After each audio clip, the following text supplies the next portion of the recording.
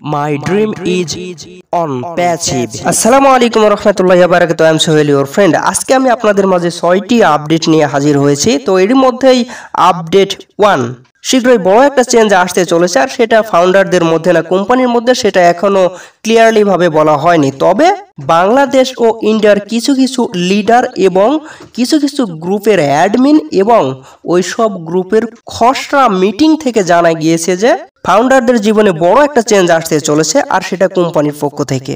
Update 2 মার্চেন্টের কাছ থেকে টাকা পেয়েছেন কিনা এখনো তা ক্লিয়ার করা হয়নি, কারণ মার্চেন্টের কাছ থেকে টাকা পেল কি পেল না এটা প্রকাশ করাও কোম্পানির জন্য ক্ষতিকর। তবে পেন্ডিং উইথড্র যে কোনো সময় শুরু হতে পারে বলে জানিয়েছেন কিছু কিছু গ্রুপ লিডার বা অ্যাডমিনগণ। আপডেট 3 এর স্যার 2 সপ্তাহ আমাদের মাঝে আসবেন না। এটার মানে এই নয় যে 2 সপ্তাহের মধ্যে আমরা অনেক কিছু পেয়ে যাচ্ছি বা অনেক কিছু হতে যাচ্ছি। তবে মনে রাখবেন উনি কোম্পানির সিইও, উনি যেখানে থাকুক যে অবস্থায় থাকুক কাজ তার সাথে লেগেই থাকবে। এছাড়াও একটা ভিডিও থেকে জানা গিয়েছে যে তাকে সার্জারি করাতে হবে তার শারীরিক অসুস্থতার কারণে, তাকে হাসপাতালে থাকতে হবে। আমাদের এখন এটাই করণীয় যে আমরা তার জন্য দোয়া করব, আল্লাহ যেন তাকে সুস্থ রাখেন, ভালো রাখেন এবং আমাদের মাঝে আবারও ফিরিয়ে দেন।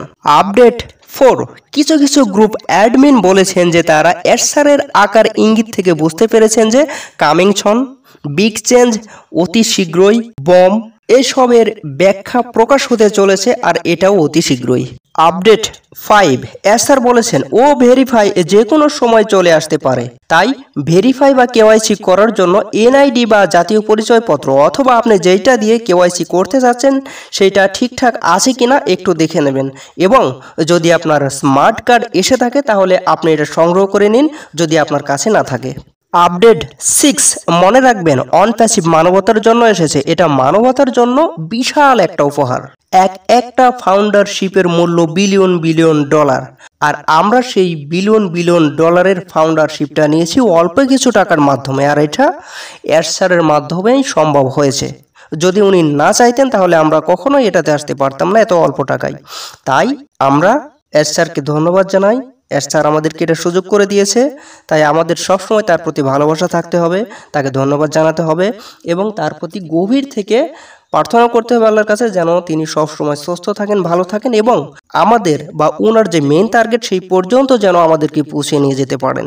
তো 6টি আপডেট আপনাদের মাঝে ক্লিয়ার করে দিয়েছি।